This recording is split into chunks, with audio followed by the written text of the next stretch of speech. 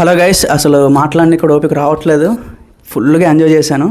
Actually మన వైజాగ్ సంగం సరత్తులో cutout launch event పెట్టారు.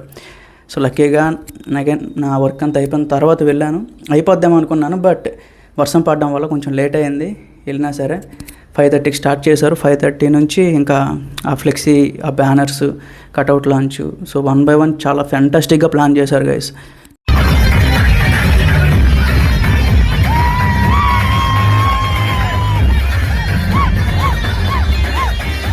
ఎందుకంటే ప్రతి దగ్గర జరుగుతున్నాయి. ఇప్పుడు ఆంధ్రప్రదేశ్ కానీ, తెలంగాణ కానీ, ఎక్కడైనా సరే, కర్ణాటక కానీ, ప్రతి ఒక్క దగ్గర కూడా ఈ కటౌట్ లాంచ్లు అనేవి, ఈ ఫ్లెక్సీలు అనేవి, సో రకరకాలుగా ప్లాన్ చేస్తున్నారు. బట్ నాకు నియర్ బై ఉంది కాబట్టి వెళ్ళగలిగాను. నేనైతే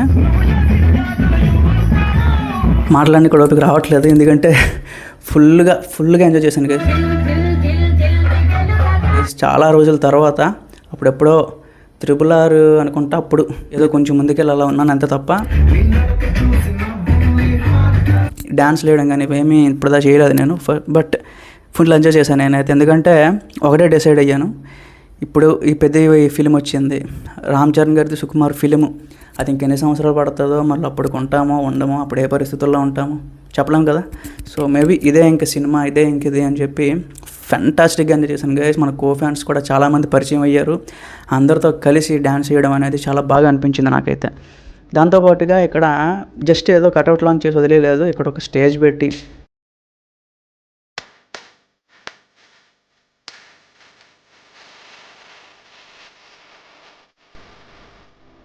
అగైన్ ఆ ఎల్సిడి స్క్రీన్లో, సో లైటింగ్లో, డీజే చెతగూడేశారు అసలు. నిజంగా అరేంజ్మెంట్స్ మాత్రం వైజాగ్లో తీసిపోనికి లేదు అనేటట్టు చేశారు. సో చాలా బాగా అనిపించింది. ఈవెన్ నేను కొంచెం లేట్ అయ్యాను అనుకున్నా సరే టైంకి వెళ్ళి మంచిగా ఎంజాయ్ చేయగలిగాను. సో ఎవరైనా మన సబ్స్క్రైబర్లు వచ్చి ఉంటారేమో, మరి నాకు తెలీదు. ఎవరైనా వచ్చి ఉంటే ఒకసారి కింద కామెంట్లో చెప్పండి. అంతే గైస్, ఎప్పుడైతే నన్న ఈవెంట్ జరిగిందో, ఈవెంట్ తర్వాత ఫుల్ హైప్ వచ్చేసింది అసలు. అక్కడ థియేటర్ దగ్గర కూడా అందరూ ఏదో మాట్లాడుతున్నారు.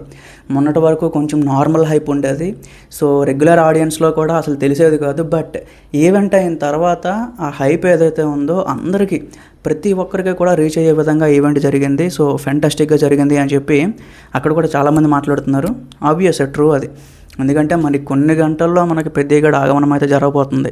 సో మేబీ రేపు ఈ టయానికి మనకి ఆల్మోస్ట్ దగ్గరలో ఉంటాం మనము. సో లెస్ దాన్ ఇంకా 24 hours అని కూడా అనుకోవచ్చు గైస్. మరి నేనైతే ఫుల్ ఎంజాయ్ చేశాను. మరి మీరు ఎక్కడ టికెట్ బుక్ చేసుకున్నారు ఏంటి, అది కూడా చెప్పండి. అక్కడ ఏంటంటే అది మనకి లేట్ అవుతుంది, మరి ఎందుకు అది ఇష్యూ మిడ్-నైట్ కానీ సాల్వ్ అవుతా లేదో అది కూడా చూడాలి. మ్యాక్సిమం అది ఇష్యూ అవ్వకూడదని చెప్పి నేనైతే అనుకుంటున్నాను గైస్. మిడ్-నైట్ ఎట్టి పరిస్థితుల్లోనూ తెలంగాణ బుకింగ్స్ అయితే ఓపెన్ చేస్తారు. సో కొంచెం ఉండండి, ఐనాక్స్ అని చెప్పి చాలా థియేటర్లు అడుగుతున్నారు ఆల్రెడీ. ఉండండి, మిడ్-నైట్ ఎట్లా లేదని ఓపెన్ చేస్తారు గైస్. Stay tuned.